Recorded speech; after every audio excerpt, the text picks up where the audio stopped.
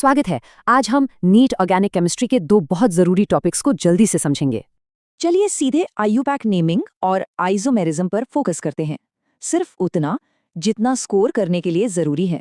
सबसे पहले IUPAC naming समझ लीजिए, ये ऑर्गेनिक केमिस्ट्री की ऑफिशियल भाषा है। बस ये 5 आसान स्टेप्स और किसी भी कंपाउंड का नाम लिखना आसान हो जाएगा। चलिए देखते हैं। पहला काम, कार्बन की सबसे लंबी चेन ढूंढना है, यही बेस नेम बनेगा। इसके बाद मॉलिक्यूल का सबसे खास हिस्सा यानी फंक्शनल ग्रुप पहचानिए, यही उसकी फैमिली तय करता है। अब बारी है कार्बन्स की नंबरिंग की। कोशिश ये कि फंक्शनल ग्रुप को सबसे छोटा नंबर मिले। पेरेंट चेन से जुड़ी कोई भी ब्रांच या अटैचमेंट पहचानिए, इन्हें सब्स्टिट्यूएंट्स कहते हैं।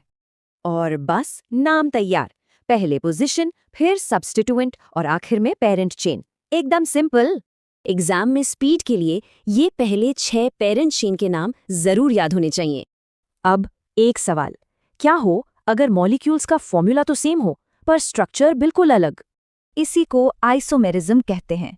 और ये कंपाउंड्स मतलब आइसोमर्स एक तरह से केमिकल जुड़वा हैं। जरा ब्यूटेन और आइसोब्यूटेन को देखिए, फॉर्मूला C4H10 पर एटम्स का जुड़ाव एकदम अलग है। आइसोमर्स के दो मेन टाइप हैं, स्ट्रक्चरल जहां एटम्स का बेसिक जुड़ाव अलग है, और स्टीरियो चेन आइसोमर्स में कार्बन चेन की ब्रांचिंग अलग होती है। ये एल्केन्स में काफी कॉमन है। पोजीशन आइसोमर्स में मेन स्ट्रक्चर तो वही रहता है, बस फंक्शनल ग्रुप की जगह बदल जाती है।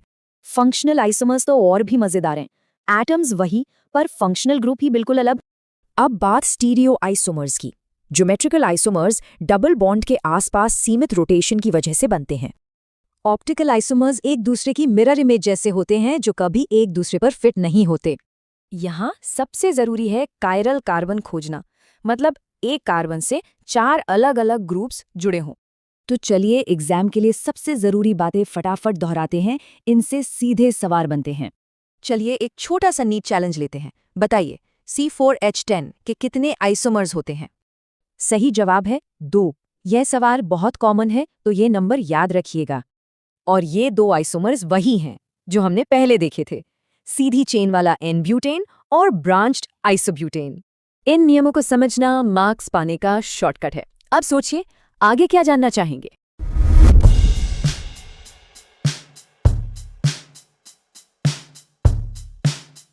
Like, comment, and subscribe.